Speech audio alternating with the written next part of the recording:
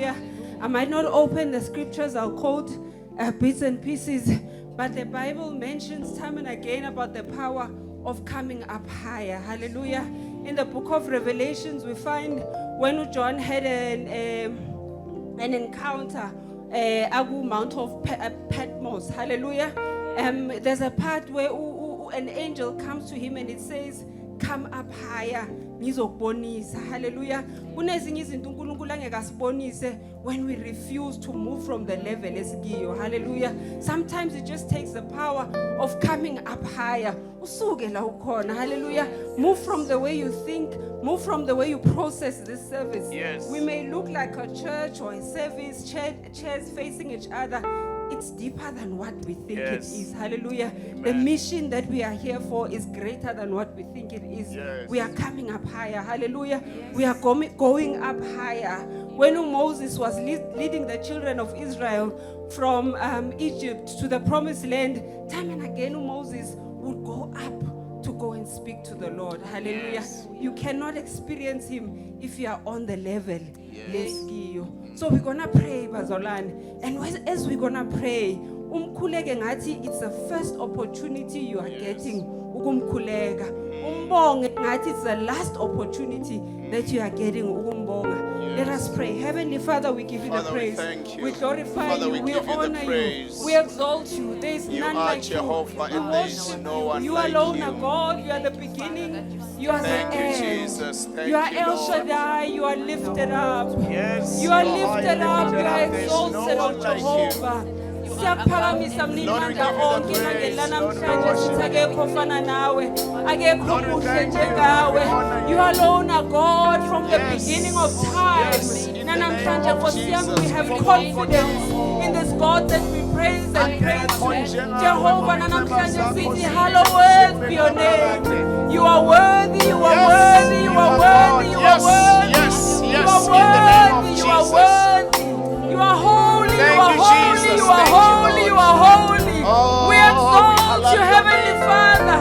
We give you the highest praise, oh Jesus. We give you the highest praise, oh Jesus. We uphold you. We say, arise, oh Heavenly Father. Arise, oh Lion of Judah. Arise, oh Jehovah. Cause our enemies to be scattered. Cause the enemy's plans to be scattered in this service. Arise and fill this place with splendor. Fill this place with your glory. Fill this place with your presence. In the name of Jesus. May we experience you like we've never experienced you before. May we experience your move like we've never experienced it before. Feed us with your spirit, oh Jesus. We thank you, Heavenly Father. We worship you. We worship you. We worship you. We worship you. We worship you. We worship you.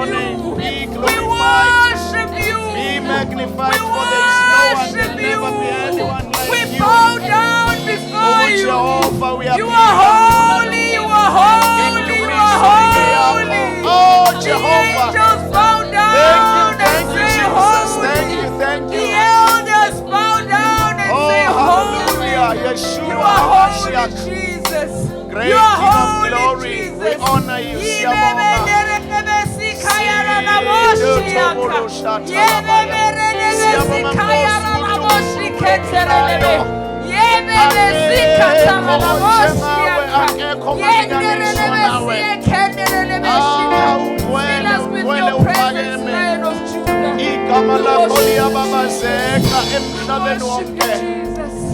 Thank you, Jesus. We give you the praise. Oh, hallelujah. Thank you, Jesus. Yes, Lord. Thank you, Jesus. Thank you, Jesus. Thank you, Jesus. Yes. Thank you, Jesus. Thank you, Jesus. Thank you, Jesus.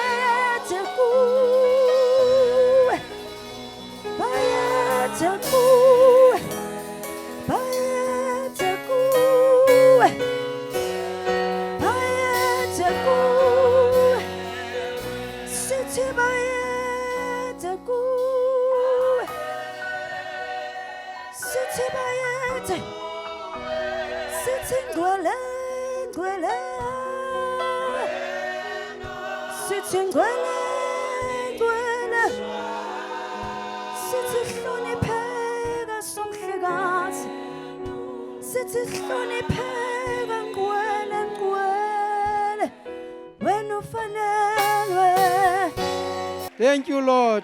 Thank you, Jesus. Hallelujah. Angithathele lithuba bazalwane ngibingelele uBishop noma Bishop ngibingelele uBishop Mdlovu, Mama Bishop Mdlovu, iESCO, abefundisi bonke nabalingani babo. Dibese ngibingelele ibandla likaThixo. Hallelujah. Umakoti kaJesu. Anginibingelele nonke bazalwane ngelihle igama lenkosi yethu Jesu. Hallelujah. Hallelujah. Ne worshiping team bazalwane ngiyayibingelela nayo ngelihle igama lenkosi yethu Jesu. Hallelujah. Siyambonga uNkulunkulu ke bazalwane namhlanje sikhona la. Amen bazalwane. Siyabona kuyehliwa kenyuka bazalwane kuyaphithizela ukungajwayeli indawo bazalwane. Sesikhona ke bazalwane. uNkulunkulu womusa asibusise. Hallelujah. Ngizokwenza inkonzo ke bazalwane emnandi kakhulu futhi ethandwa kakhulu ngabazalwane. Hallelujah. Akukho bantu abayithanda njengabazalwane inkonzo yokunikela. Amen bazalwane. Ngoba yinkonzo ebaluleke kakhulu kubantwana bakaThixo. Hallelujah. Namhlanje ngizogijima ke bazalwane ngesinye ispeed esigijima ngenye indlela. Anginasho ukuthi isikhathi sami singakanani sila. Uzongisiza ke mfundisi wami Shongwe ubani uphakamisa isandla ubani ubala. Amen. Ukuthi sekusele isikhathi esingakanani. Hallelujah. Ngizocela ke bazalwane ngokukhulu ukugijima sithatha amabhayibheli wethu. Hallelujah. Sibe sesiya kwincwadi kaJohn chapter 6. Hallelujah.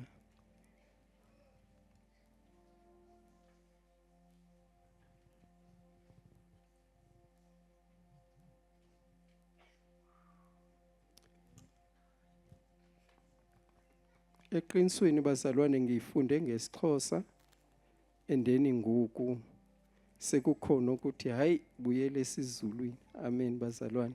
Ngoba isiXhosa siza kuyidonsa. Hallelujah. Ngenxa yokuthi sintambamba uba bekusesekusini okanye besizayihamba ngesiXhosa futhi besizayifunda verse by verse kancane singayingxamanga. Hallelujah. Ngoba into bazalwane ehlangene nomnikelo into eyenza ukuthi makufundwe iverse lokunikela indaba yokuthi funeke ihlohleke apha ezingqondweni zethu ukunikela bazalwane ukuthi ukunikela kubaluleke kangakanani kuthi thina abantwana bakaThixo. Hallelujah. And ukunikela lokhu akufanelanga ukuthi uthi mina sendiyakwazi ukunikela. Ukunikela sikufunda every day ngoba uJesu Kristu ubathestile abafundi bakhe kaningi ukuthi bayezwa na ngendaba yokunikela nokubaluleka komnikelo. Hallelujah. Baningi ke abakhulumayo ngendaba omnikelo and into esiyithandayo lapha kuJesu ekhuluma nje ngendaba okunikela uze sazi indaba yokuthi kwasayena inkosi yethu yanikelwa. Hallelujah. Ukuze ibe ngumhlatshelo sisindisiwe nje bazalwane kungendaba ukuthi uJesu uNkulunkulu wanikela ngendodana yakhe. Hallelujah. So yiyo ke into endiyithandayo mina ukuthi uJesu ukhuluma ngento ayaziyo ngoba ngesikhathi enikelwa. Amen bazalwane. ngiyacabanga ukuthi waye understand ukuthi yini into ezakwenzeka empilweni yakhe njengoba enikelwa. Haleluya. And ke manje uma eyichaza uJesu ethi ekhuluma noNikodima lapha kuJohn 3 emchazisela ethi njengoko ubaba walithanda kangaka izwe waze wanikela ngendodana yakhe ekukuphela kwayo ezelweyo ukuze kube nguloyo naloyo uyothi uma eyamkela njengenkosi nomsindisi wempilo yakhe uyowuzuza ukuphila okungunaphakade. Hayi ndathi mangifika kulelo lizwi ukuthi umuntu uyozuza ukuphila okungunaphakade ndabona ukuthi angeke ngidlule ensindisweni. From ngelelo langa ndathi ndizayithatha lento yokuthi ndizuze kuphila okungunaphakade net ngokwamkela le ndoda eyangifela esiphambanweni. Haleluya. Enye into ndandingazi ukuthi ndihamba nje nhlanzonyuka kanti ndifelwe esiphambanweni. Kushota nje mina ukuthi nethi ndizowuyamkela. Haleluya. So ngiyambonga uThixo ngalokho. Ngizocela ke sifunde ke bazalwane noma ngesiZulu. Kodwa ungayithinti ngesiXhosa ngoba wayithinta ngesiXhosa izawusekudini. Kho iqale ke phakathi ke mntanami ungifundele ku verse 3. Haleluya. Uqale nje ku verse 3.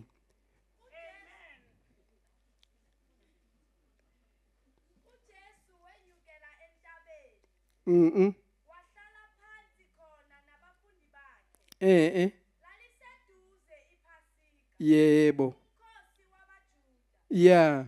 Uthe uJesu ephakamisa amehlo. Wabona ukuthi isixuku esikhulu siza kuye. Yeah. Wathi kuFilipu. Siza kuthengaphi izinkwa ukuba badle laba na? Yeah. Watsho njalo emtesta nebazalwane. Fune ngicela nje sibambe bazalwane anduzungqama. Ndizayithi chu kahle nje bazalwane enzele ukuthi sizoyi understand le ndaba. Kho iphinde ke kuthi watsho njalo kuqala ku5 futhi. Kuthe uJesu ephakamisa amehlo. Wabona ukuthi isixuku esikhulu siza kuye. Yeah. Wathi kuFilipu. Hey Nkosi. Ndiyamthanda u6 washo njalo esekwenza njani? Washo njalo emvivini. Ngokuba yena wayekwazi ukukwenza. Nayi into efana ukuthi siyibambe bazalwane. Namhlanje andizuncokola kakhulu ngendaba yokunikela kodwa ndizoncokola ngendaba esenza ukuthi sikuthokozele ukunikela nebazalwane. And masiza kwehla lana ndicela ukuthi sibambe ukuthi kunamadoda amabini la and kulamadoda amabini anomnye umoya ongafani and uJesu yena ume kule nkonzo yokuthi njengokuba ebona lesi sixuku okanye le ndimbane yabantu isiza kuye and then uyabona ukuthi into ekubo kahle kahle balambile nebazalwane and then njengokuba ebona ukuthi balambile into ezawubasiza ukuthi kuphuthunywe kuyofunwa something abazokudla and then ma esidla ubiza uPhilip umfundi wakhe angazi ukuthi kwakutheni za teste uPhilip kodwa uthi Philip uyizala uthi uyababona laba bantu bangaka singakuthathaphi ukutya okungatyisa okanye okungahluthisa aba bantu bangaka. Haleluya. Kodwa ekusho lokhu Jesu ezibuzela nje ubuza emtesta ukuthi Philip njengoba ndihambe nawe isikhathi esingaka uyaziva na imfundiso endinifundisa zona. Haleluya. Yebazalwane masifunda kule Good Friday ukuthi masibuyele kulola thando laqala. Alathando kwakuthi xa kuzawunikelwa ungabubuza ukuthi lo mnikelo uzawuyaphi utshona ngapi. Kwakuyinto ukuthi makuzawunikelwa kuze kubethwe nengomo yakhona uzubone ukuthi lento imnandi lena yokunikela. Haleluya. Akukho nto imnandi njengokunikela uthokoza. esiye sayibona ngenxa yobude bendlela sibone isitha kula sibamba khona abazalwane ukunganikeli.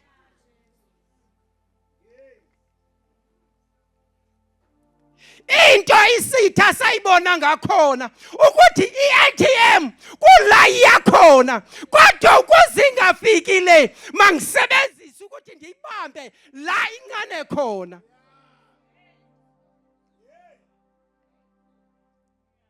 Sisezawufunda kodwa ndizawukhawulezisa ngoba sekusheke nje imizuzu ukuthi into elimaza umzalwane eqala ukuze angabi nayo intokozo yokunikela kunomoya ongenayo.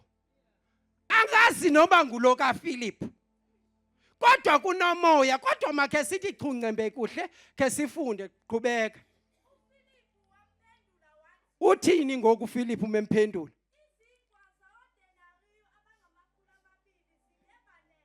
Ewe uthi uPhilip manje ifunda ngesiXhosa uthi kwaba bantu abangaka akazi esikhwameni ukuthi kunamalini and isikhwama sasiphathwa nguJudas Iscariot.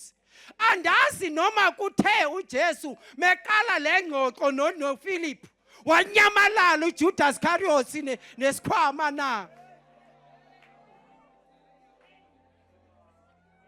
Ngoba mangifunda la ndibaphe moya ingcwele khongisize ndibone ukuthi wayephi uPhilip uJudas Iscariot njengokuba kunale mbizo kanye kunale meeting uJesu afuna ukuyenza noPhilip. Angimazi kungenzeka ukuthi wathi khona. Hallelujah. Ngoba isikhwama sasiphethwe nguye. Ikhona uJesu into wayemthestela yona uPhilip. Kodwa umoya engcwele uzawusambulela. Masiqhubeke.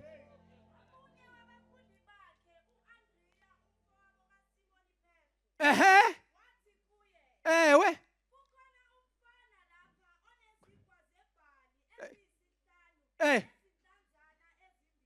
Ibambe lapho. Kuna Andrea khona la. Andimazi Andrea ube khona kule meeting okanye uzwile uJesu ekhuluma noPhilip kule meeting. Kodwa simfumana la uAndrea sekengena sekephendula and ekuphendula kwakhe uza nesambulo. Ukhona ongizwayo ke manje? Uyabona ukuthi le meeting le kaJesu noPhilip angeke iphele ngoku and isikhathi siyahamba and ngoku yena unempendulo. Hallelujah. Uthi kunomfana mina endimbonile la esikhwameni sakhe kuna 5 loaf na 2 fish. Hallelujah. Ngiyamthanda uAndrea. Angithandi Andrea, ndithanda ispirit sika Andrea. Into esawusisa bazalwane ukuthi simcela uNkulunkulu asiphe ispirit sika Andrea ukuthi sibe nesu lokuziphumelelisa. Hallelujah. Yebazalwane akukho nto inzima njengokuba wonke umuntu angazi noma yiphile language ukuthi ziyacharagana. Amen bazalwane. Kuthiwa makukhulunywa ngezezimali kuthiwa hayi kubi kuyacharagana. Hey uzova ke nale ekhaya kuthiwa hayi kunzima. Akho nto kunzima kodwa kunzima kona. Hallelujah. Yini indaba sispirit sika Philip. Athi uPhilip angimazi noma imensi kodwa ngithama ndifunda ngesilungu ingathi uPhilip wayengapha kwi-mathematics nembazalwane mhlawumbi ngeba kwesikhathi samanje yeba ngutishere wezezibalo yabona ke ngoba ubetha ngeaccounting yena uthi aba bantu bangaka ingavelaphi i2000. Hallelujah. Manje ndiyabuza emqondweni yami ukuthi ngesasikhathi i2000 yayingakanani isinkwa sasiyimalini. Athi hayi uyayibetha uPhilip ubetha indaba ye-accounting uthi yabona Jesu ukuthi noma singathi sikhupha imali enga angeke ibasize labazalwane ngoba le ndimbano uyibone igcwele la angeke ikonele noma ithi ngesikhosa noma singabaqhekezela amakhekeza ukuthi omnye nomnye athola ikhekeza nomnye athola ikhekeza noma bahluthanga na kodwa indaba ukuthi balambile ngoku makuthethwa ngamakhekeza ukhona umuntu ozowuva kwikhekeza Philip umoya kaPhilip bazalwane ndiwuzwe ukuthi ungathi ndingabaleka ekutheni nalo moya ndathi mandiza kuAndrea uAndrea unesu okanye unesambulo kulento ukuthi njengoba ninale ngxaki eninayo mna kunomfana la and andazi Andrea noma buyokrobani esikhwameni somntwana ngoba lo mntwana lona usuke kowabo eyazi ukuthi njengokuba ulandela uJesu kungenzeka ukuthi nithathe 5 days ningabuye emakhaya andimazi lo mntana noba esikhaftina sakhe ebenzelwe ngumamakhe ukuthi thatha nanga amakhekeza wezinkwe ezinhlanu wamfakela nefishi wavala isikhaftina sakhe wafaka esikhwameni kanti kuzodlula uAndrea Hallelujah Kawufunde ke sizwe ukuthi kwenzekani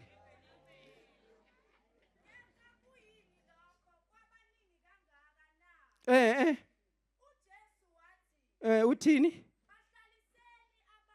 yeah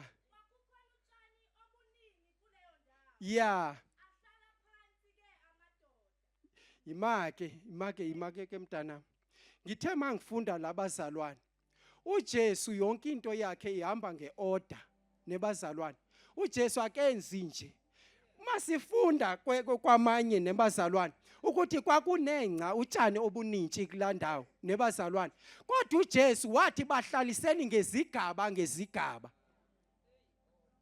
Hallelujah ngapha uJohana kayichazanga kodwa uMateyu angaziMateyu or uMarko na kodwa uyichazile amen bazalwane ngayifunda nangesilungu ukuthi bahlaliswa ngeorder wathi bahlaliseni ngezigaba Hallelujah dlula ke ngenxa yesikhathi yo imani ke bazalwane wazithaba ngicela ke sibuyeni ke bazalwane masibuyeni uJesu wathini ewe nansi ke indaba ke bazalwane eyaqala ukwenza ukuthi uPhilip abone ukuthi uJesu yena uyakwazi abeza kwenza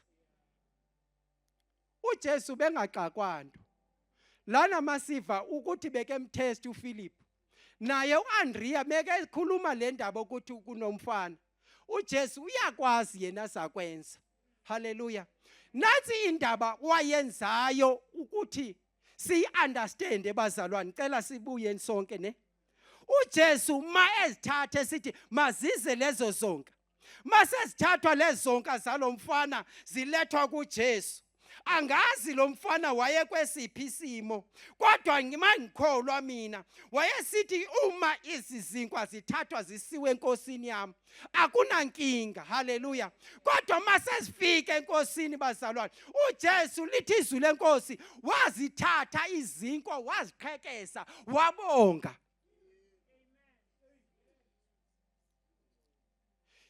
into eyenza lana kuvuke lama miracle okanye kwenzeke le miracle yindaba ukuthi uJesu wathatha lesisonka uma ekade kusithatha bazalwane wabonga kuNkulunkulu wasiqhekeza nayi indaba bazalwane endiyibonile ukuthi kunemfihlo lana ekuhlephuleni once into bazalwane ihlethulwe kuna something okuvelayo okungaphezulu kwaloko okucabangayo ngikhumbula ngomnyaka mfundisi wami angisakhumbuli sasise Witbank okanye kuphi kukhulunywa ngendaba ePerentshisi kodwa le ndaba yayibethwa ngesindebele kodwa ngayiva manje indaba yePerentshisi nebazalwane nendaba ehanjwa liPerentshisi before iPerentshisi lize lithole umhlaba and mase lithola umhlaba ovundile lizawuqhekeka before liveze indaba bazalwane uJesu mesithatha isinkwa akasithathi nje yabaqhekeze wasithatha wabonga ndiyazibuza Jesu ubuyazi into ubuza kuyenza kodwa mara usaphinda futhi usasa kuye omkhulu akukho nto imnandi bazalwane yonke into eniyenzayo konke nikubekayo kodwa nikuse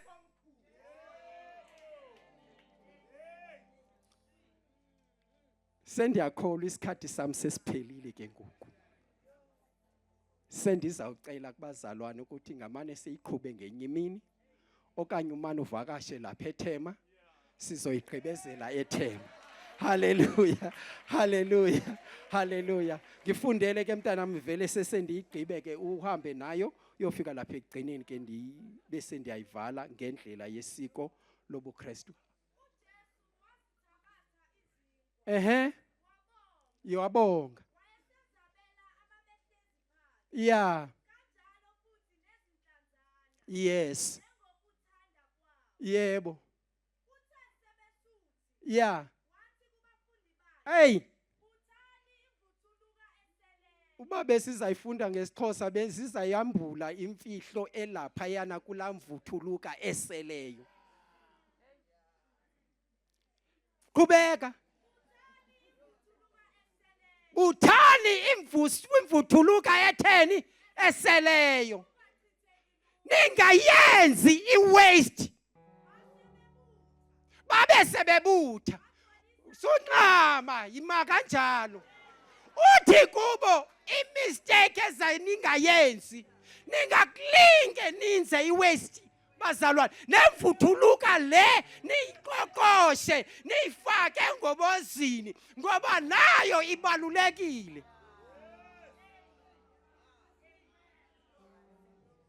yimfihlo lena bazalwane uJesu eyambula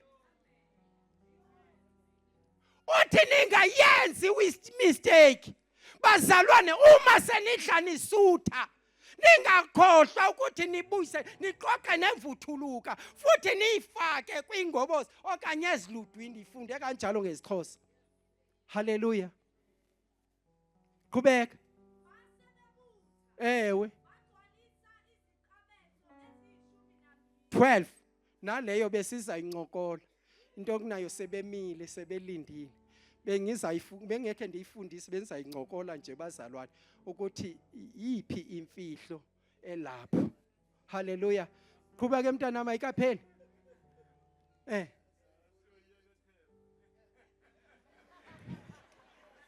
haleluya haleluya okubalulekile bazalwane okukhona la ukuthi konke esikwenzelwa nguNkulunkulu konke asenzela kona sikubuyisele kumnikazi uNkulunkulu nguye owazi okanye owandisayo nguye ozasandisela bandla lase Last Trumpet Ministry ukwethuswa zizimo ezikhona vele kufanele ukuthi zibe khona kodwa thina funeke sihlale ezwini siqaphele izwi and izwi lenkosi singalifundi njengokuthi sijwayele ukufunda kodwa silambule okanye asambulele uNkulunkulu ukuze sizawukwazi ukuthi isambulo sihlale kuthi ngoba into efundiswayo yiyona enamandla emntwini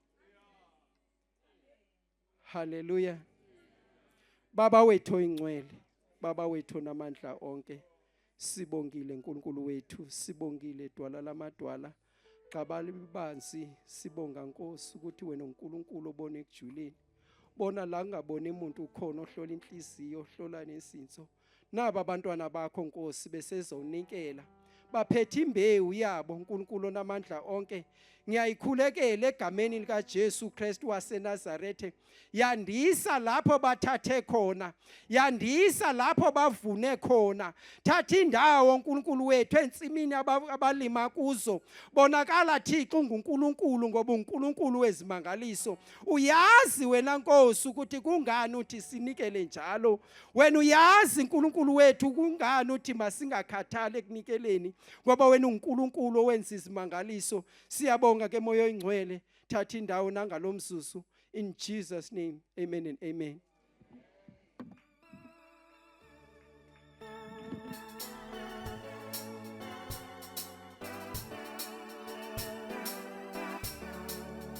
Jesu Kristu ulithemba lethu, nokuthula uyasipha kona. Lefa lethu liqinwe ezulwini, lingethintwe amasela lo Jesu Kristu. Nokuthula uyasipha, awunefa lethu liqinwe, lingethintwe amasela lona Jesu Kristu. Nokuthula uyasipha, awunefa lethu lingethintwe amasela awu Jesu Kristu.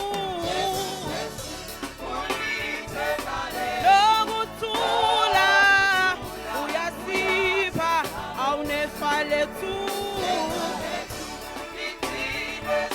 lingethintwe amasela.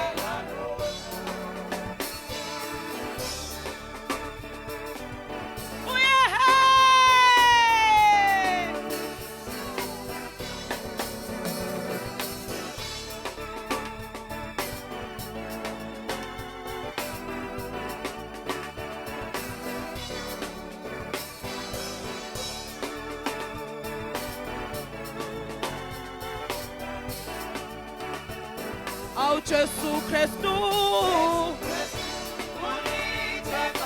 nokuthula awunefa lethu lingethintwe amasela awu Jesu Kristu. Nokuthula uyasipha, awunefa lethu lingethintwe amasela.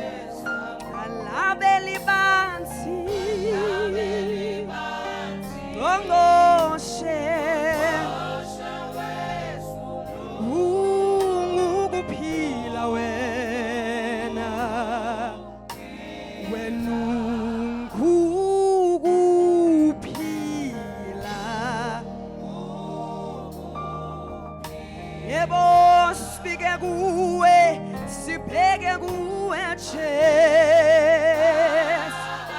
Aneba yakho alabeli bansi ngomoshe wena ungukuphila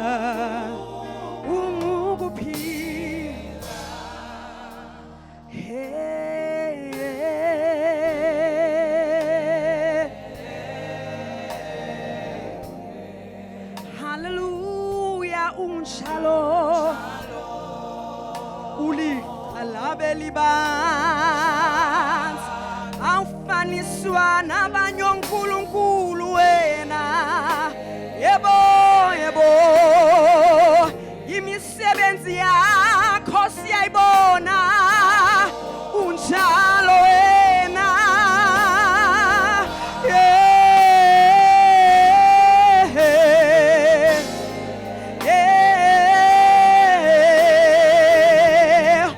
unjalo akekho munye kodwa unjalo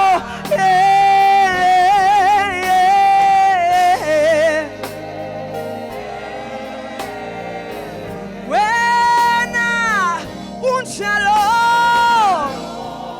unjalo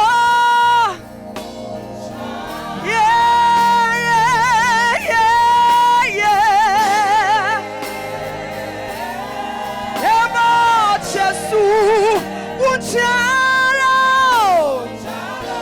awufaniswa nabanye abantu unjalo sikubonile uhamba nathi sikubonile ukuthi awuhluleki sikubonile usiphilisa wena unjalo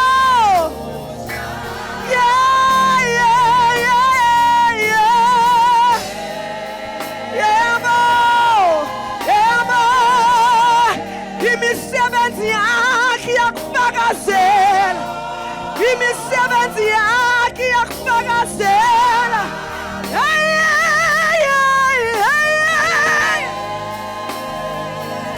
yebo Jesu unjalo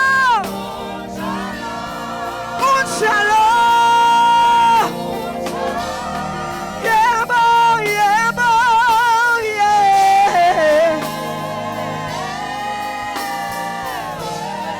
wena unjalo wezulu sithi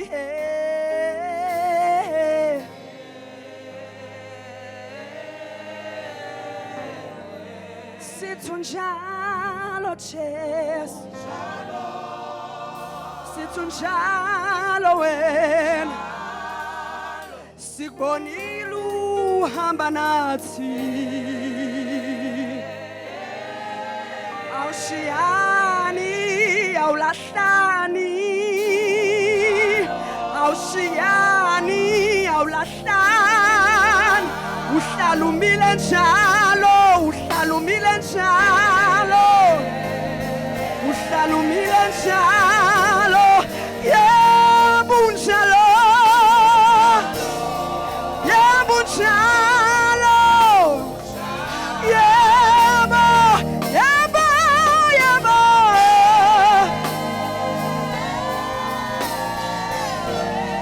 wena unjalo unjalo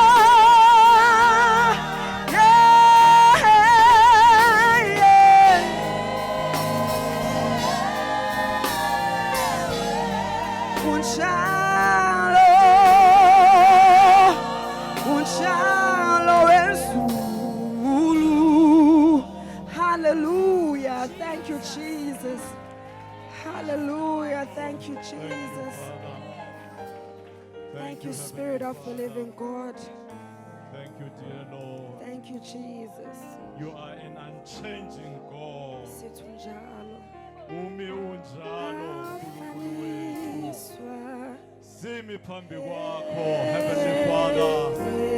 We we come boldly to your throne of grace, my God, Shalom. that we may obtain mercy and find grace, dear Lord, to help us in time of need. We worship you, we glorify you, we welcome you, Holy Spirit. Strut your staff, move the way you want to in our lives. In Jesus' mighty name we pray. Amen, Lord. Amen. Hallelujah. Hallelujah. The Lord is good. The Lord is so good. And all the time, His mercies endure forever. Umsa wakhe ujame isiphelane. Hallelujah.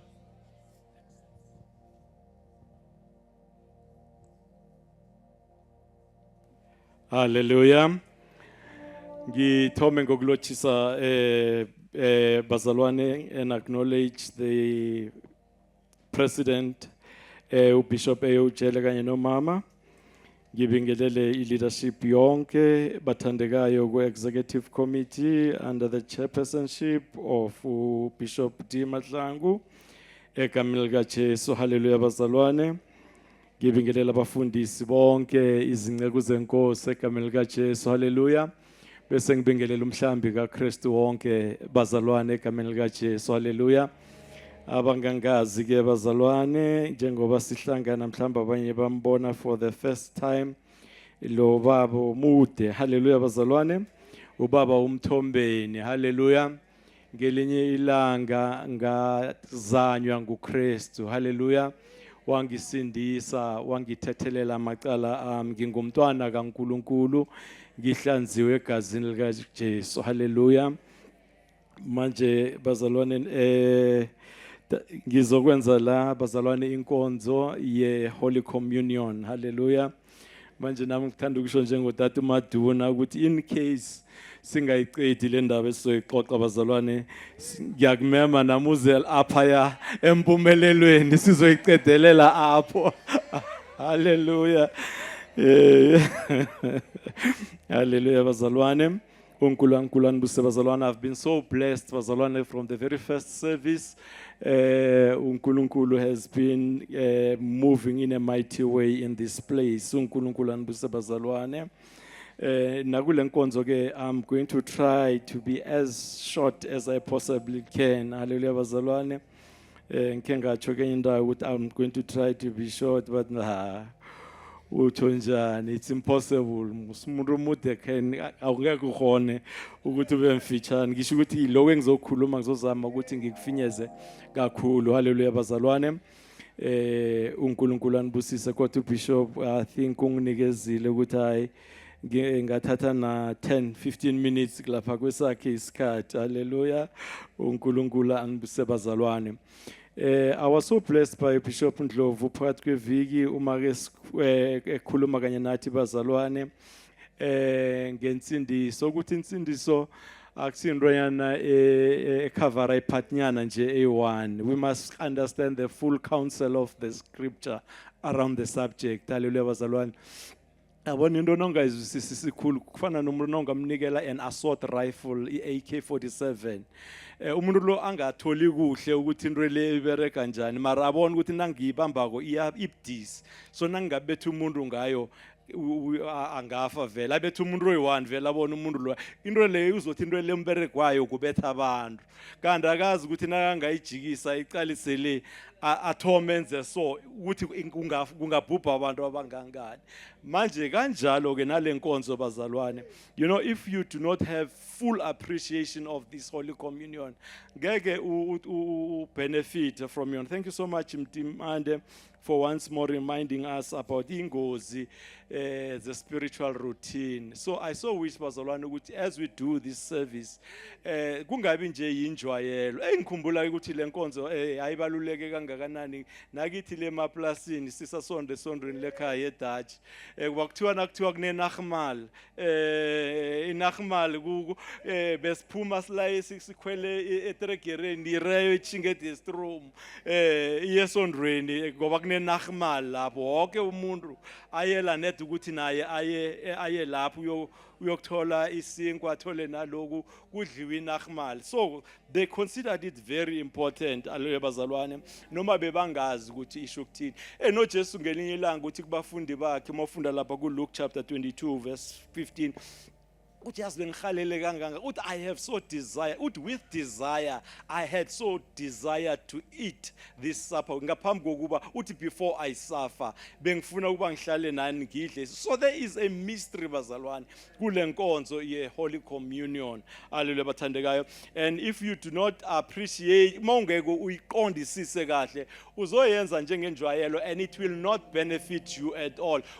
Kufana nokuthi uthathe umuntu ongaphendukanga uhambe uyomfaka emanzini umbhabhadisi akuna next ehlokako la kuye bathandekayo ukuthi wenzani. So I wish ukuthi let me just for kulesikhathana esikhona to bring understanding bazalwane nge concept ye Holy Communion. Hallelujah. So ngizokhuluma la ngento ebizwa nge interpenetration. Penetration. Shuthi noyana ungazikhohla zonke ezinye izinto mhlawumbe ngizozikhuluma net ngabamba igama leli one le interpenetration. Hey uzobe ubereke khulu. Hallelujah bazalwane. I'm going to talk about interpenetration. uNkulunkulu anibusise bazalwane.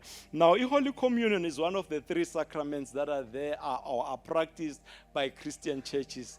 Holy Communion is one of the 3 sacraments that are practiced by amabandla wabazalwane. Enye yamasacrament le yile nkonzo yokubhabhadiswa.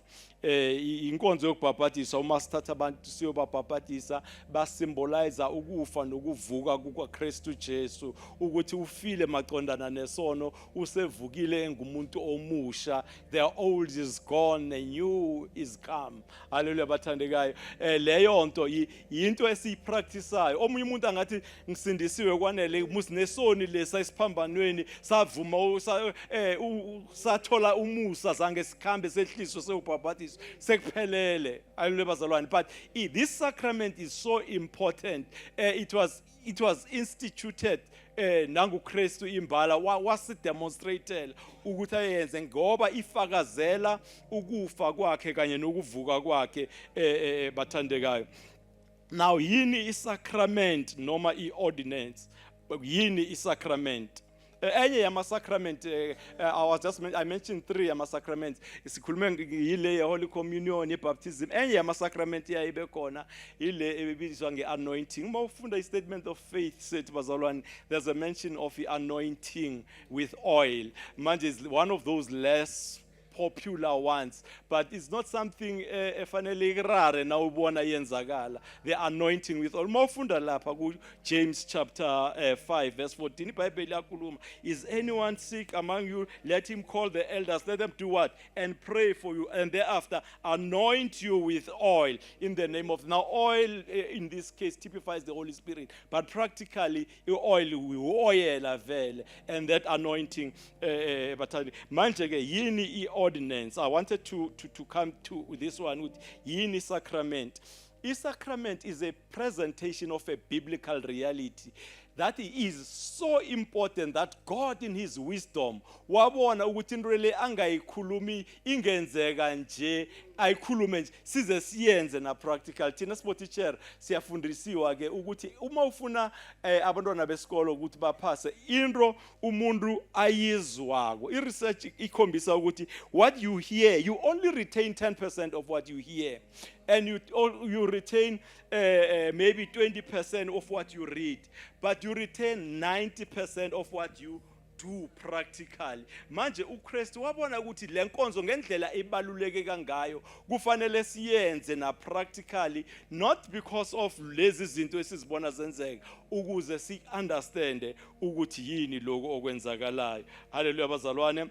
Now the Lord's Supper is one of those sacraments bazalwane, and ke le sacrament ngendlela ebaluleke ngayo bathi mabe practice abelandela lokhu Jesu ibandla laqala bazalwane, it was persecuted kakhulu, lahlukunyezwa kakhulu. Actually abazalwane laba bazalwane ukuze balahlelwe emafutheni banqunywe basahwe bebangastopi nje kuphela ukuthi bangaspread levangeli, kodwa bebabasolela nange cannibalism, ngokuthi bebathi mababalalela babezwe bakhuluma ngokudla umzimba kaJesu bakhambe baspread yamanga ngabathi abantu laba bangamazimzimu badla basela ingazi badla nemzimba yabantu. That is why they suffer. So abantu laba bebababulala bebangafili bad ukuthi bebathi sistopa sibulale isigebengu sibulele izimzimba. Haleluya bathandekayo. Manje uJesu ke bazalwane uthi siyenze lenkonzo njalo ukuze simkhumbule. Haleluya bathandekayo. Now akathi uthi simkhumbule ngoba simhlulukele, uthi yazi ngimkhumbule kade kanganganaka ngimhlulukele, uthi ukuze that we may remember what he did for us and have full umama makula la ukhulume something very powerful amakathi memory awakens hunger. If you have this in your mind what Christ did for you, you just kuvuka lokulangazelela noku-appreciate ukuthi ufane kanye naye. Haleluya. Na umthandazo wami ke bazalwane ukuthi le nkonzo njalo masiyenza singayenzi njenge ritual noma singayenzi njenge routine ukuthi asiyazi Good Friday 6 ntamba manje nganje sekuyokudliwa isidlo senkonzo. It will not have any meaning to you. But if you have full appreciation of this thing ebizwa nge-interpenetration bazalwane uzokhona ukuthola kahle yini interpenetration. Uma ufunda lapha ku John chapter 6, particularly uma ufunda verse number 56, John chapter 6 uma ufunda verse number 56, lalithi khona izwi kaNkulunkulu uthi, he that eateth my flesh and drinketh my blood dwelleth in me and I in him. Uthi lo ophuza odla isingu uthi uhlala kimina nami ngihlala kuye, ukusho ukuthi akaseseyi-one, uhlala kimina nami ngihlala kuye. Yi-interpenetration lento ifana nalela lesikhathi izwi kaNkulunkulu likhuluma ukuthi indoda iyakushiya unise nonina anamathele kunkosikazi bese lithi labo ababili baba inyama yinye, kusho ukuthi 1 + 1 has become 1. Naloku ke bazalwane uma udla umzimba kaKristu ulalithi uma udla umzimba kaKristu uphuza negazi likaJesu, uthi Jesu yena nobaba beza bahlale nawe, kusho ukuthi wena plus Kristu you equal 1. Haleluya bathandekayo. Yilento esiyibiza nge-interpenetration. What this service symbolizes bazalwane ukuthi uma ungumntwana kaNkulunkulu lokhu akwenzela khona uKristu esiphambanweni kwakwenza wahlangana kanye naye. Haleluya bathandekayo. Ukusho ukuthi amandla akuKristu ukuphila okukuKristu uthi uphila la kuwe. Haleluya bazalwane. Now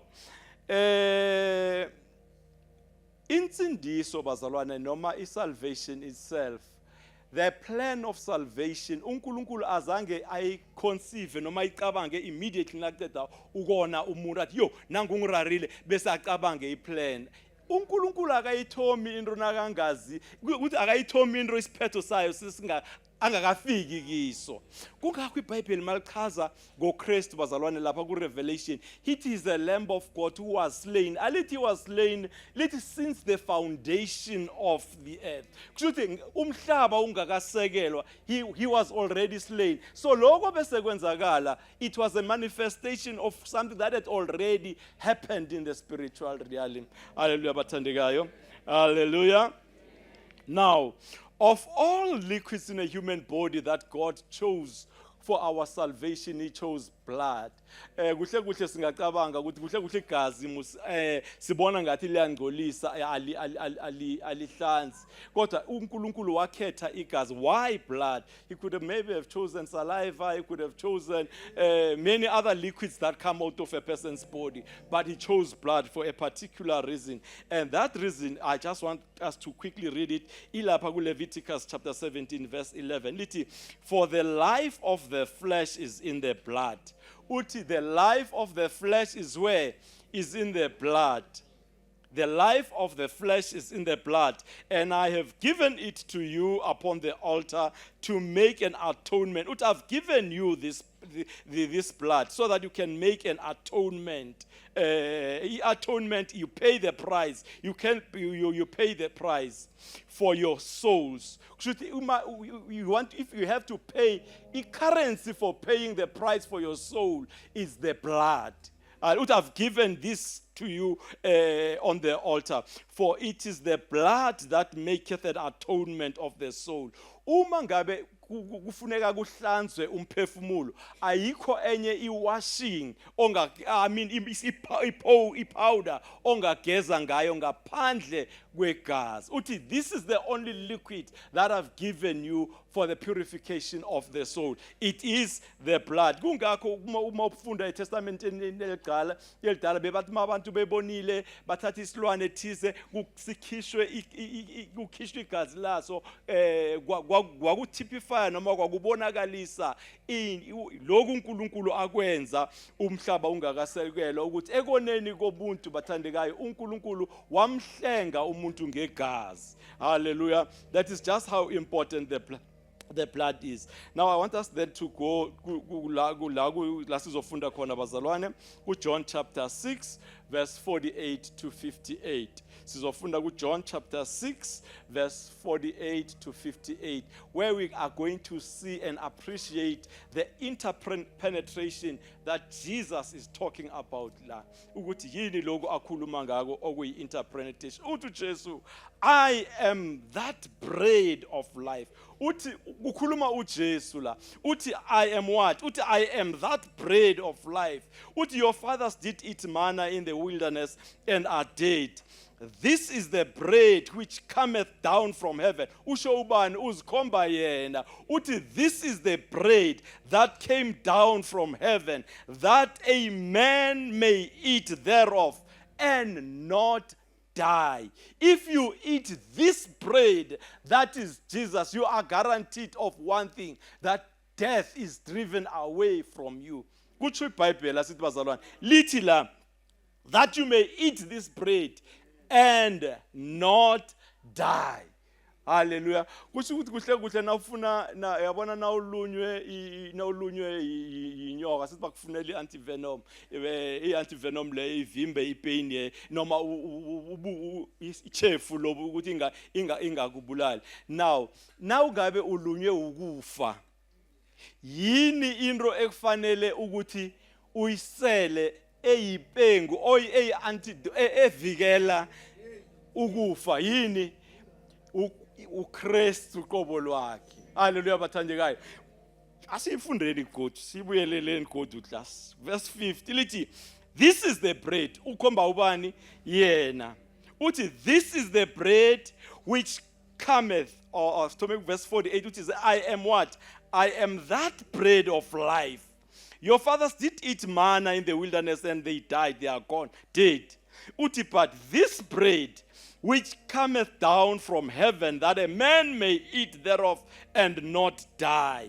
So if you do not, uma ungafuni ukufa okungunaphakade, you need to eat bread. That bread descended from heaven above, ukuze sinikeze impilo. Hallelujah. So what Jesus gives us, umasidla yena usinikeza impilo. Uthi I am the living bread which came down from heaven. If any man eat of this bread, he shall live forever. If you want eternal life, if you do not want to die, if you want to live forever, you must eat bread. And that bread is Jesus Christ of Nazareth. You know, bazalwane, when you accept Jesus into your life, he becomes one with you. Hallelujah. And when he is one with you, kusho ukuthi emzimbeni wakho kuphila uKristu. The power that is in you is the power that is in Christ Jesus, because there has been an interpenetration between you and Christ. Christ is in you and you are in him. Kusho ukuthi seniyinto yinye.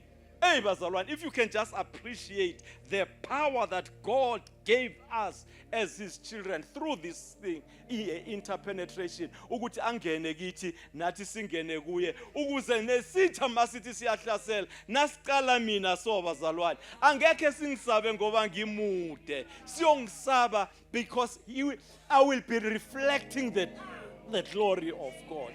Hallelujah, bathandekayo. Ngenxa ukuthi interpenetration has happened. When you accept Jesus as your Lord and Savior, he comes into your. Uthi ngijame ngemnyango, ngivahile nginande ngithi go.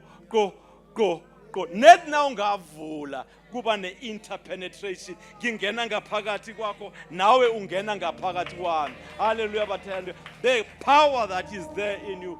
Awusakhoni nanokuloyeka as a child of why now ungakhona ukuloyeka kusho ukuthi noKristu angaloyeka, because there has been interpenetration.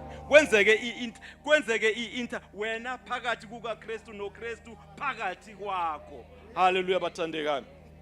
Hallelujah. That's verse 51.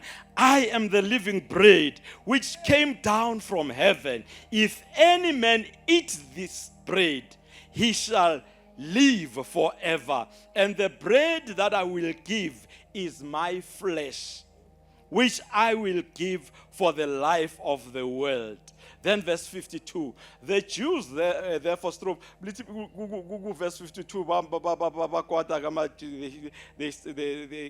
how ucabanga ukuthi ungibani yena? Singadla inyama yakhe siyini thina? Bacabanga ukuthi that's verse 52. Then verse 53. Then Jesus said unto them, verily, verily, I say unto you, except you eat. Verse 52. Verse 53. Except you eat the flesh of the Son of Man and drink his blood, you have no life in you. If you do not eat the flesh, and you see, she said the flesh is the bread. If you do not eat the flesh or the bread of the Son of Man and drink his blood, you do not have life.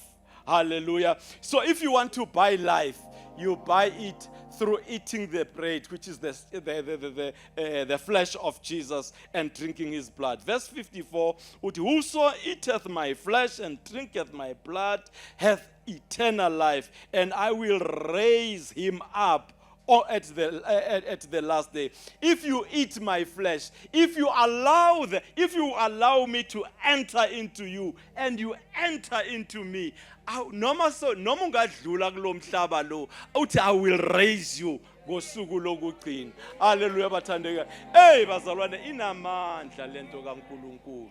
Hallelujah. Ukudla uKristu Jesu angenelanga phakathi kwakho. Hallelujah. And uyazi uJesu bonyana nakaqeda ukungena phakathi kwakho uba into different. Nangabe bebekwazi ukuthi umuntu weyinhlamba, umuntu wenhliziyo embi, umuntu onjena nje, lezo zinto bangabe bebakubuza ukuthi wayapi mara umuntu, wayapi uFrance mara ye, wayapi ngenxa ukuthi sewachange, awuse kwenzeke ini interpenetration. uKristu ungenile ngaphakathi kwakho, nawe wa-embrace uKristu empilweni yakho. Hallelujah. Ukuba uphile njengaye. Hallelujah. Verse 55. For my flesh is meat indeed, and my blood is drink indeed. He that eateth my flesh and drinketh my blood dwelleth in me, and I in him. That is where last khuluma khona ngani ge interpenetration. Kristu ungenile kimi, ngangena kuye, yaguquka impilo yami. Hallelujah. Verse 57.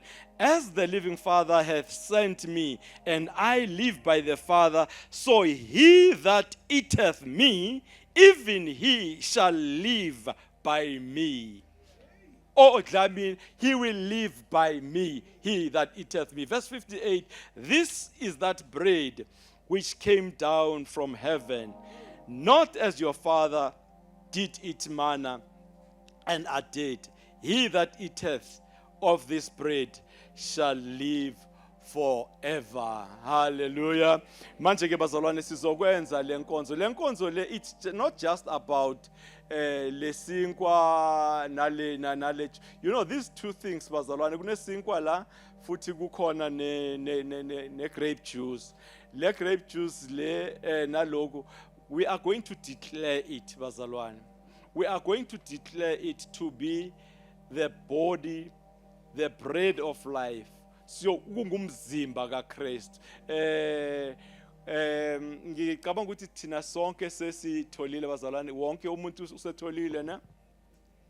We are going to declare this to be the body of Jesus Christ. Kungumzimba kaKristu.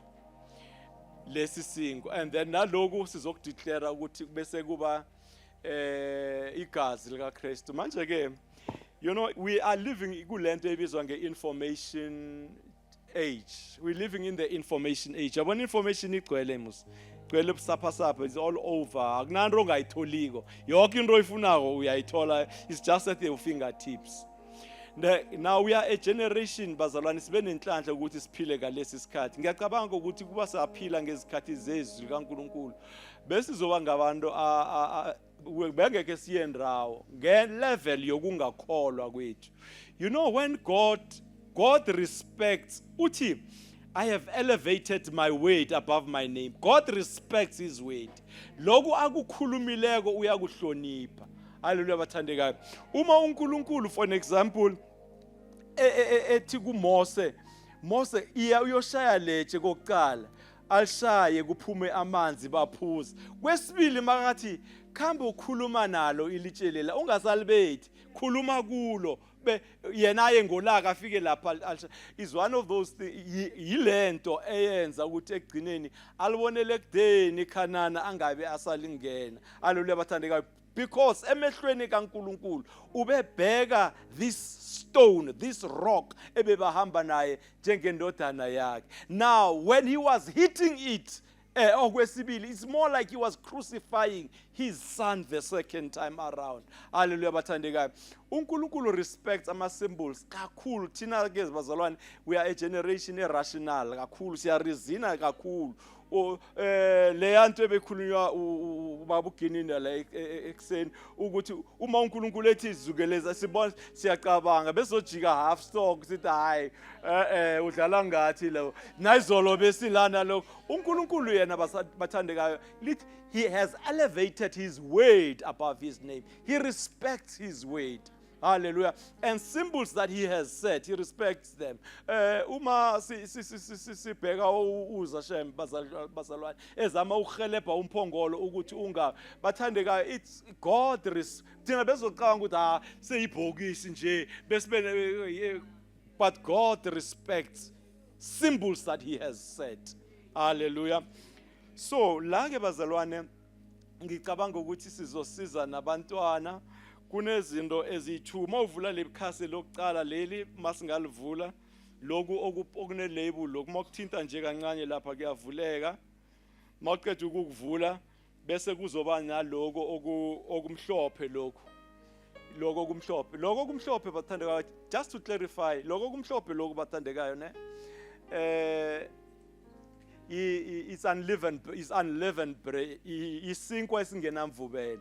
Bathethe iflour bayihlanganisa namanzi babhaka lezi zinto lezi bazenza zaba flat lokho bazibeka la. So sicaciseleke kahle labazalwane, it's not like something isinkwa nje esingenamvubelo noma iflour abayihlanganisileko benza lokho. Manje ke lokhu ke bathandekayo isinkwa. But once we have declared it to be ukuthi ingumzimba kaKristu bathandekayo, lithi iBhayibheli uma sifunda lapha ku Luke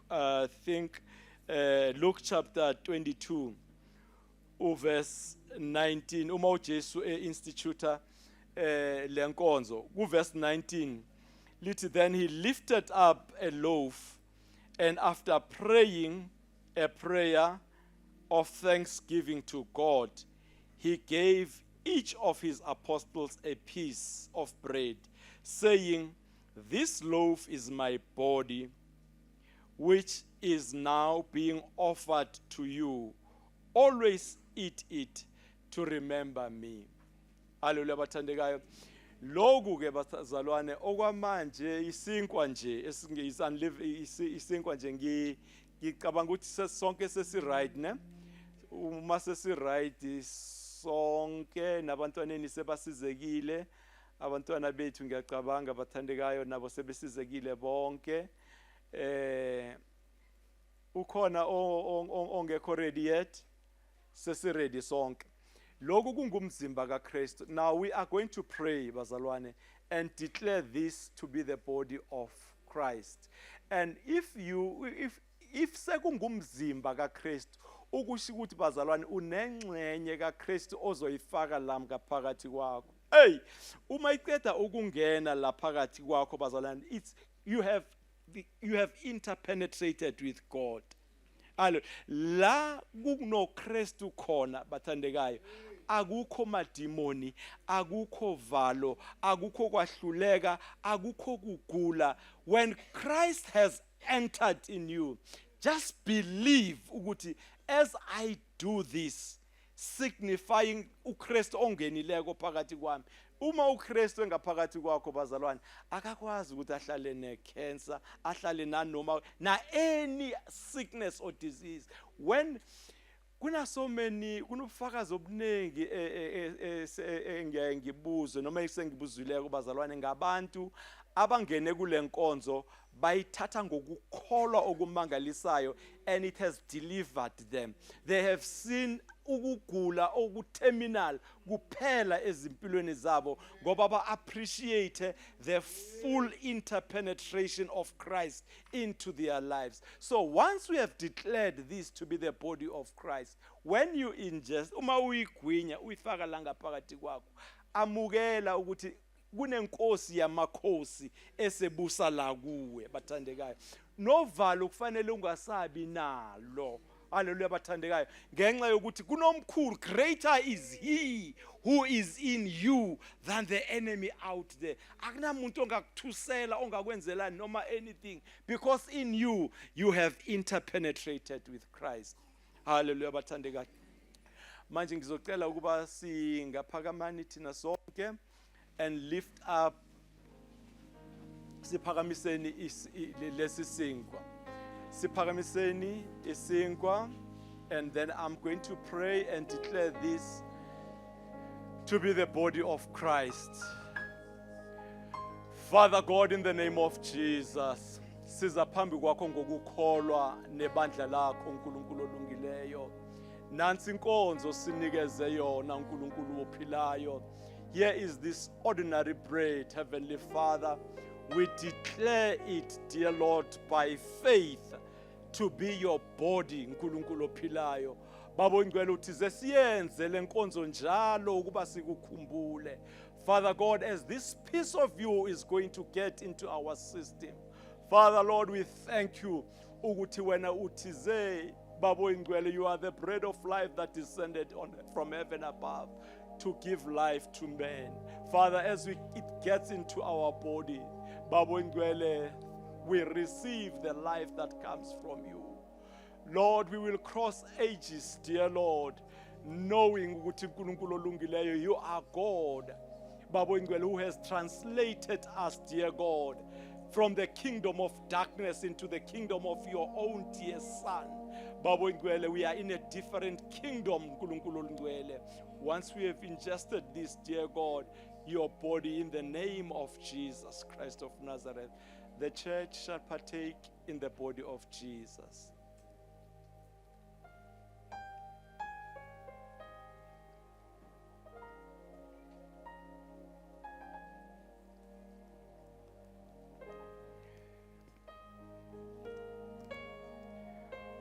Verse 22, verse 22 20, Luke chapter 22, bese lithi izwi kaNkulunkulu after supper was over, he lifted up the cup again and said, "This cup is my blood of the new covenant. Of the new covenant I make with you, and it will be poured out soon for all of you." Hallelujah. Manje ke bazalwane sizosusa ke mawuphula lokho okulapha enzasi noma ucracker so uzobe uaccessa uzobe uthola logo okuyi juice ke bazalwane ne juice le grape juice le bazalwane ne grape juice, but we are going to declare this to be the blood of Jesus. Now there are so many things that are done by the blood of Jesus. Please let us not limit the blood of Jesus to only washing our sins. Ukuthi sihlanza izono kuphela. Bazalwane ukuchitheka kwegazi lika Jesu, if it can be traced back from egardenini yaseGetsemane when ukuthi indaba enkulunkulu bazalwane is such a genius. Indaba yamosheka entsimini yase-Eden waqala ukuyilungisa entsimini yaseGetsemane. Hallelujah. uNkulunkulu bazalwane uma evuma ukuba igazi lendodana yakhe lichitheke, lalingachithekeli kuphela ukuhlanza izono zethu, lalichithekela bazalwane ukuba nakuzona zonke izinhlobo zokugula lisiphilise. All form of shame. Uma bemhlazisa uJesu bemdweba amabalabala la ebusweni bemshaya bathandekayo bemdonsa izindevu benza konke lokho babekwenza, babevulela thina that divine exchange ukuthi ihlazo lethu ngoba kuhle kuhle umuntu obekafanele alengelele esiphambenweni bekungimi kanye nawe ngenxa yobubi bethu, kodwa uKristu wathatha indawo yethu ukuba liphume igazi lakhe ngaleli lethu elingcolile bathandekayo, ukuze sibe nesabelo embusweni wakhe, sibe nesabelo ekuphileni kwakhe. Manje ke we're going to pray and declare this to be the blood of Jesus, and as it goes into you bathandekayo, you know ukuthi lenzani igazi likakhe, uyazi ama weaknesses wempilo yakho, you know the mistakes that you have committed, the sins that you have made wena as a child of God, and uyazi ukuthi you need the blood of Jesus. Igazi lika Jesu lisesemanzi nanje boyana lingalihlanza izono zethu. Igazi lika Jesu lisenawo lawa mandla ukuba lingakuphilisa likunikeze impilo engunaphakade. Singaphakamisela phezulu the blood of Jesus. Father God, in the name of Jesus, dear Lord, this is ordinary juice, nkulunkulu ophilayo, but we declare it this moment, dear Lord, to be the blood of the Son of Man, dear God. Oh, Father God, we thank you for the blood. Siyabonga igazi lakho elingenasici.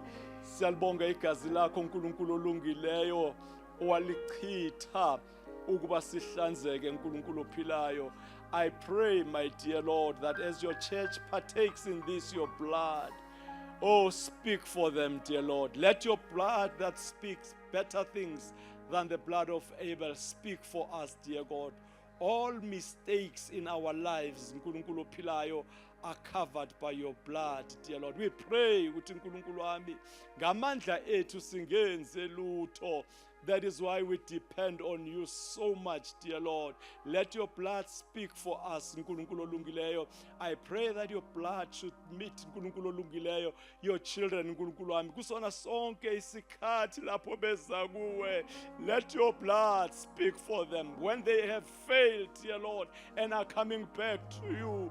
Babo ngwele, as you behold us, Lord, look at us, uNkulunkulu olungileyo, through the eyes, uNkulunkulu ophilayo, of the blood of Jesus that cleanses us our sins. Let your blood, Father God, speak for us. Let it speak for us when we cannot speak for ourselves.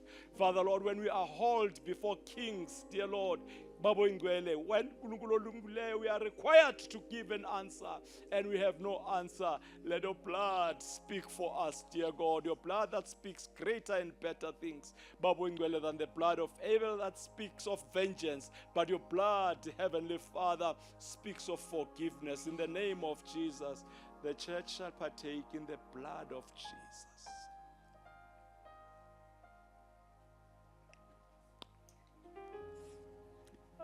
Hallelujah. Thank you so much, Bantwana Basekhaya. We're going to ask ubaba wethu uBishop Ojele uzoza ngaphambili and bless the church after this service. uNkulunkulu ambusise eseze.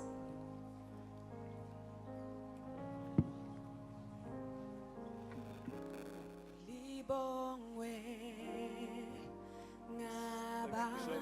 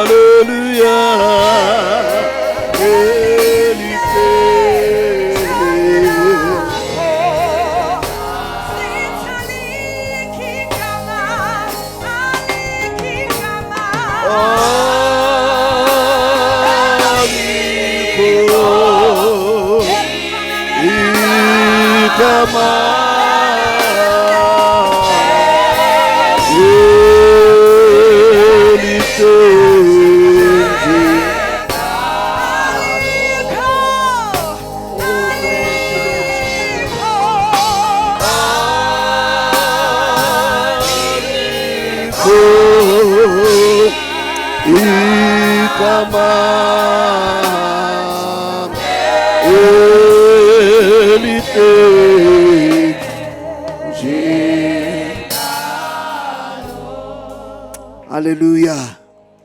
Hallelujah. The Lord is good. And all the time. Bazalwane, be all greeted in Jesus' name. Amen. Siyabonga kakhulu mfundisi Mtombeni. Actually, let me start by thanking abantwana benkosi ever since we started. Bengikhuluma nabafundisi lana ngithi I see God answering us. Amen. And it's so exciting ukuthi sibe ne leadership enamehlo ekhona ukubona when things no longer go right. Siyabonga uNkulunkulu anibusise ke bathandekayo. It's been our prayer. I remember even before nasi sekhona kuma morning devotions where we were pleading and praying ukuthi uNkulunkulu, let that fire be restored. Hallelujah. So siyabonga kakhulu, sithanda ukubonga ukuphumla ukuvumela uNkulunkulu akhulume ngaye ukuthi we need to go back to the first love. Amen. And siyambonga uNkulunkulu futhi ukuthi aphinde akhulume ngenceku yakhe about the danger of routine. Manje uNkulunkulu uqeda ukusikhumbuza, amen, ngokubaluleka ngoba nayo le ingaba yi-routine. Hallelujah. So angiyukhuluma okuningi, and thank you for sharing. Mfundisi uNkulunkulu akubusise. Nginamazwi amabili engifuna ukuthi ngikhuthaze ngawo kakhulu. Incwadi kaJames chapter asiwafundeni basalwane. James chapter number 1 verse ka 22. Nencwadi kaJohn chapter 13 verse ka 17. Amen. Hallelujah.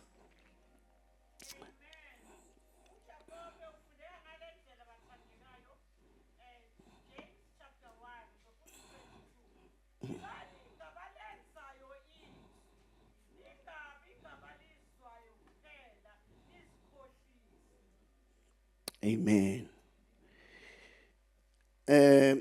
Ungafunda no John 13 verse 17.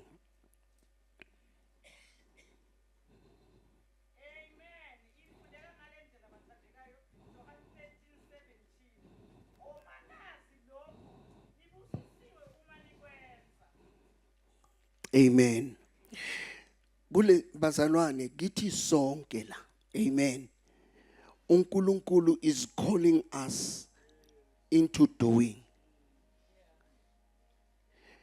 uNkulunkulu kusho ukuthi uNkulunkulu uyojabula uma senza. Singagcini nje ngokuza ngaphambili sizobeka izandla. Akupheleli lapho bantabami.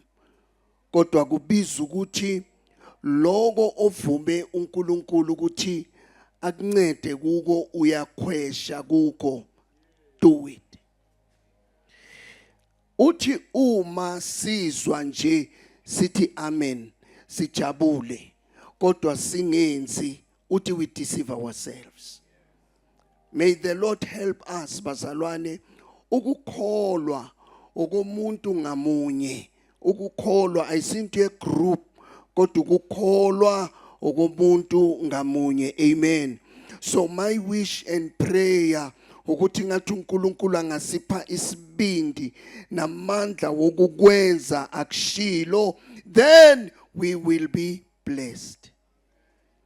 Uthi ku John 13 ku verse 17 uthi you are blessed uma senikuzwile lokho nikuzwile, uma nikwenza you are blessed.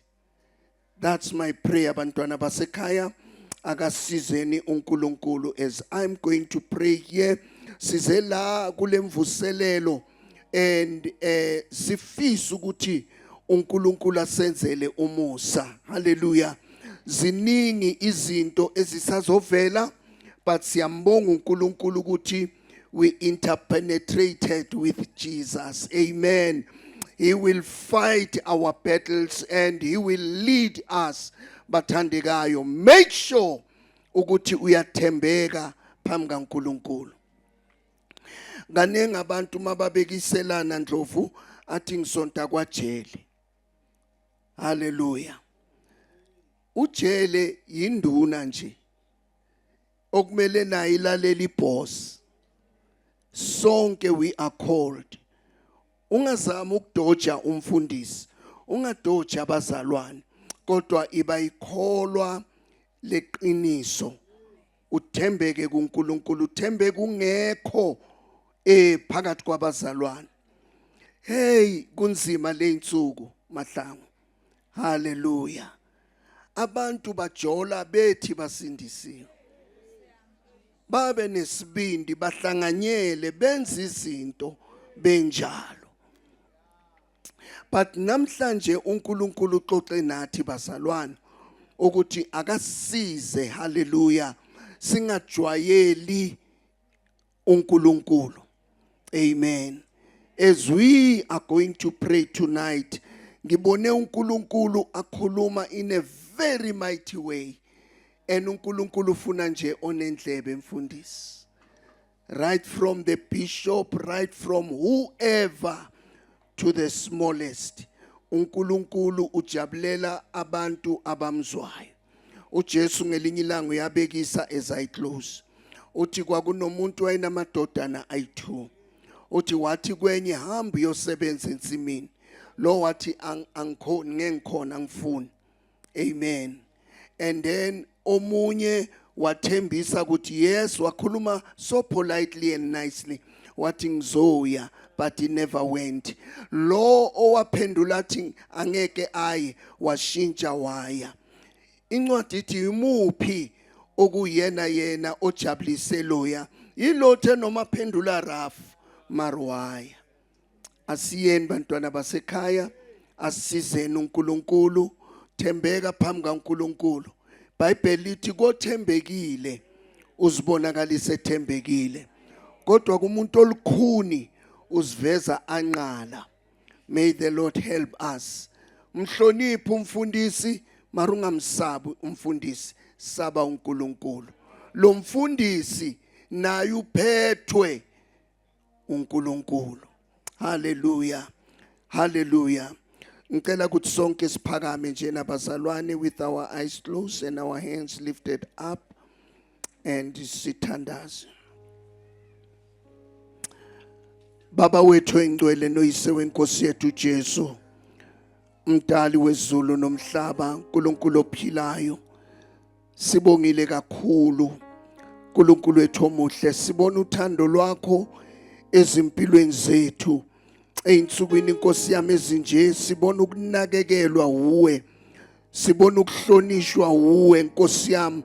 Kungena lutho olutheni esilwenzile, but wena uNkulunkulu waba uNkulunkulu wethu, wangasibheka njengokwamaphutha ethu, kodwa wasinakekela. uNkulunkulu wethu usaxoxe nathi nkosi yami kule conference. Ngikhulekela ilona loyo uNkulunkulu wethu namandla ukuthi Jehova qhubekelisa impilo zethu. Athi lithi izwi lomhlabeleli, ngiyacela Nkosi ukuba ngiphiwe amandla ukuba ngifinyelele nakuba izilingo zihaqile impilo, siyohluleka uma sisodwa. Baba nali bandla lakho iLast Trumpet Ministries, siyathandaza Nkosi yami from all the branches. Sithi Baba senzele umusa uNkulunkulu namandla wonke. Nasentambama sibonga nokuhlanganyela inkonzo Nkosi yami osibizela kuyo esikhumbuzayo ukuthi wena waba umhlengi wethu, wena wazinikela, wazidela Baba wethu namandla onke, ukuze namhlanje uNkulunkulu wethu nathi sibe abantu sithandaze kuwe. Naba abantwana bakho nalifa lakho, zandla zethu iphakeme, amehlo ethu avaliwe. Sithi Baba namandla ibanomusa empilweni zethu, senzele okuhle uNkulunkulu namandla, sipha amandla okulenza izwi lakho. Sibongile ke Jehova namanje ntambama uNkulunkulu namandla sinikela konke ezandleni zakho. Siyakhuleka ukuthi umusa wenkosi yethu uJesu Kristu, uthando lwakho uNkulunkulu namandla, nokuhlanganyela kaMoya Oyingcwele kugcine omunye nomunye Baba wethu engcwele azabuye oza ngamafu. In Jesus' name I pray. Amen.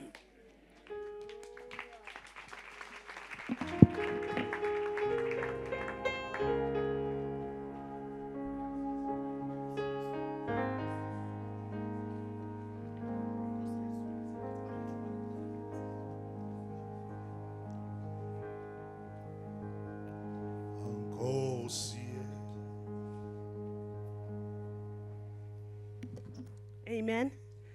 Bazalwane siyabonga kakhulu. Ama-announcement anginawo, but there's one thing kulaba bazolala ngicela ukuthi bangibone indaba yokukhokha. Amen. Baptism tomorrow.